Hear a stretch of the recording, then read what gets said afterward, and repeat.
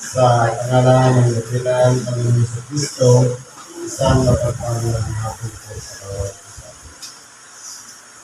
Siguro po, masaya tayo ngayon dahil ang sikat, magandang po siya na itinira. Hindi siya manira nawain. Pero may mga portion na dahil natin kalinhaga, isa, kumbaga, yung iba hindi ko natin nakikita. Ito, ang ibigyan buhay, ang sikas, ay sa unang ngayon po, dakot tayo dito sa isang sita. Sabi po sa Evangelio ni San Lucas, sa Kapitulo 17, versikulo 11 hanggang 19. At nangyari na samantalang siya napapatungo sa Jerusalem, na siya ay nagdaraan sa mga hangganan ng Samaria at Galilea. Kumbaga, yung way na nilalakaran ng ating dakilang Panginoon. Kumbaga, papunta siya sa Jerusalem. Ngayon, ang mga matadaanan nila sa boundary siya ng Samaria at ng Galilea. Kumbaga, marami pong mga tao ang nagsisisunod sa kanya. Ngayon, may mga magkakasama doon na sabi, at pagpasok niya sa isang ngayon ay sinalubong siya ng 10 lalaking itungin na nagsitigil sa malayo. Ngayon po, kung aralin natin, ano po ba ang nasa lubong ng ating dakilang Panginoon?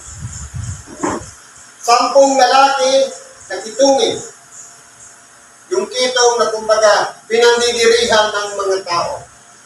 Walang lunas sapagkat sa oras na pampadaigdig ang iyong balat sa kanilang balat, ito ay nakakahawa. Kaya nga po pinandidirihan. Kumbaga, nakahiwalay sila sa karamihan. Kaya kahit nga, yung mga 10 kitungin na may taglay ng sakit na yun, hindi rin makalapit dahil napapaligiran ng mga tao ang ating dakilang Panginoon. Ang tanging ginawa nila sumigaw. Tawagin ang pangalan ng ating dakilang Panginoon. Nang sabi, at sila ay nagsisigaw, na nagsisipagsabi, Jesus, Guro, maawatas sa amin. Ganito, kumbaga, yung karamdaman nitong mga lalaking ito, imposible pong gumaling.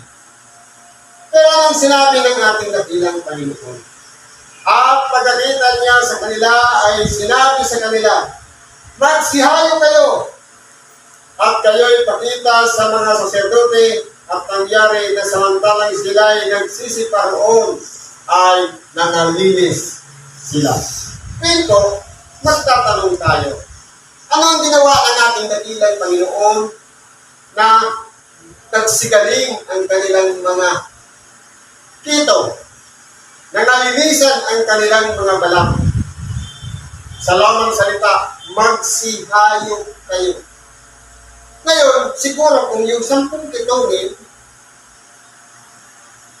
naging matigas ang kanilang puso, kasi po yung pag sinabing magsihayo, ibig sabihin, umarunong tayo at pakita sa mga saserdote. Pero dahil nga nananalig sila na sa pagpapakita nila sa saserdote, gagawin sila, sinunod po nila yung sinabi ng ating dakilang Panginoon. Pero po, ang nangyari, habang sila'y nasa paglalakad papunta sa mga saserdote, ay dahan-dahan nagsisigaling ang kanilang mga sakit na kito. Kaya sabi nito, at isa sa kanila nang makita niyang siya'y gumaling ay nagbalik, na nilalahati ang Diyos ng malakas na tinig at siya'y nagpatirapa sa kanyang paanan na nagpapasalamat sa kanya at siyang Samaritano. Ngayon po, kung aralin natin, si Kristo ay isang Hudyo. Pero, 10 may pitungin, meron dong isang Samaritano. Pero ang mga Hudyo at ang mga Samaritano, hindi po sila magkasundo.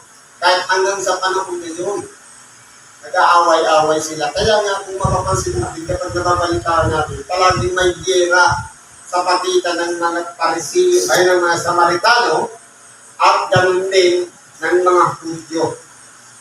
Ngayon, magkalaban kasi yung mga tao doon sa Samaria at sa Huda. Kasi ang tawag doon sa mga tao sa Huda, Hudyo. Ang mga tao naman sa mga tao doon sa Samaria, Samaritano. Hindi po sila magkasundo. Pero, yung isang Samaritano, nung nakasama doon sa 10 may pito, ay nagbalik nung namamalayan niya sa kanyang sarili na magaling na siya. Ang tanong, bakit yung ibang mga kasama niya na siyam, wala man lamang napansin sa kanilang sarili na sila'y nagsigayon?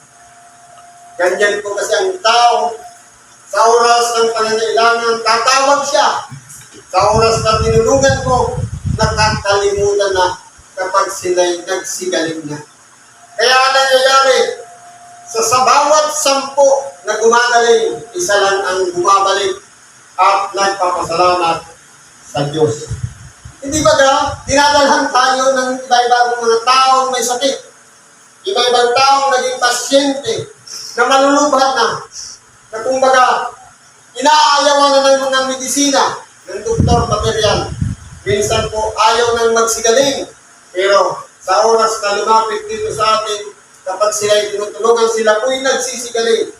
At halos sa bawat 10 na tinutulungan, isa lang po ang nagpapasalamat sa Diyos.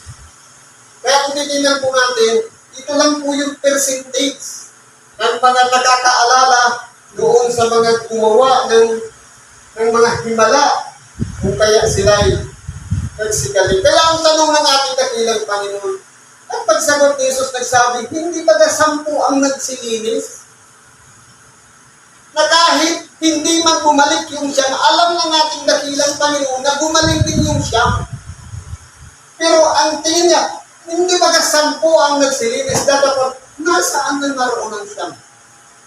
Yan po ang tanong. Tayo man nagtatanong.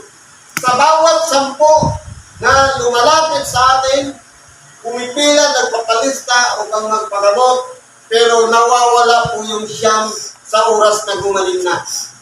Tanging isa lang, sa bawat 10 ang nagpapasalamat sa Diyos. Yan po ang tanong ng ating dakilang Panginoon. Hindi ba 10 kayo? Nasaan na yung siyam? Ibig sabihin, nagtamo rin ng kagalingan sa kanilang karamdaman. Pero, yung katagang pagpapasalamat, wala po sa isipan ng mga taong tinutulungan. Kasi noong panahon na yun, hinahanap na yun ng ating dakilang Panginoon. Yung siyam na nagsigaling. Hindi ibig sabihin, sa bawat 10, isa lang ang gumaling. Kundi sa bawat 10 ang gumagaling. Isa lang po talaga ang bukas ang pag-iisip na nagagawa niyang magpasalamat sa Diyos. Kapagkat naaalala niya yung dati niyang kalagayan nung siya'y may karamdaman pa. At ngayon, gumaling na, wala na siyang karamdaman.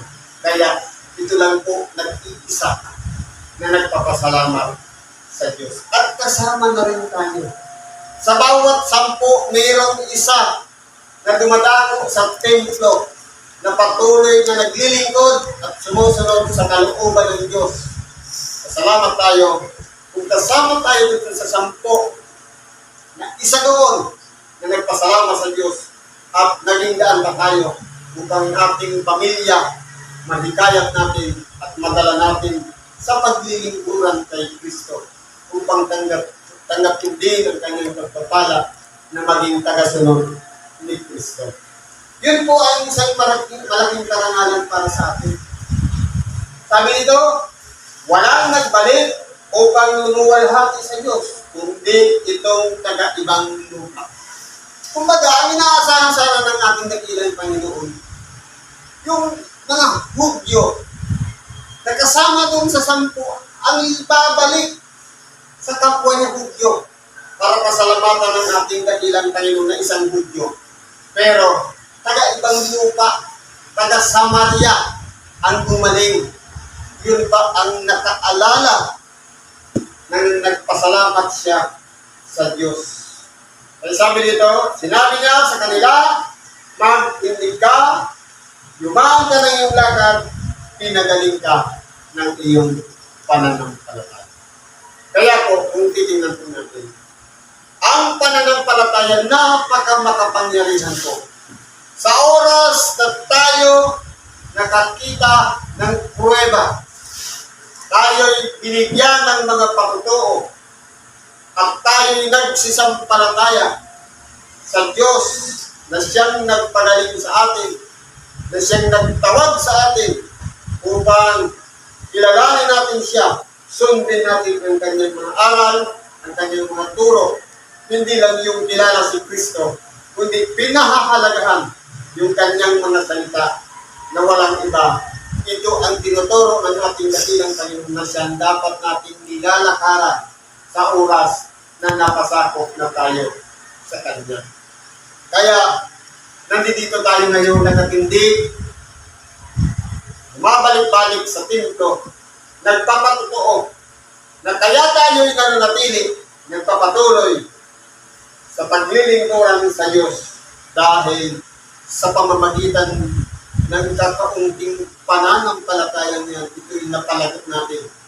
At nagpapatuloy tayong nagtitiis, nagbabalik-balik sa templo, nakikinig ng Ebanghelyo, at nagpapatutuo tayo upang mas lalo pa natin parangalangin, luwalhatiin, at sambahin ang Diyos na buhay na nagbigay tayo sa atin ng pag-asa o chance para mabuhay dito sa ibabaw ng sanlibutan.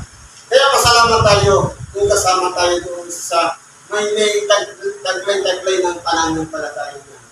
Na mula doon sa pagiging isang may karamdaman at ngayon, pinag na tayo, pinagaling tayo, at nabuhay na tayo ayon sa kanyang kalooban. Kaya ipagpasalamat natin sa Diyos ang pananampalataya na taglay natin.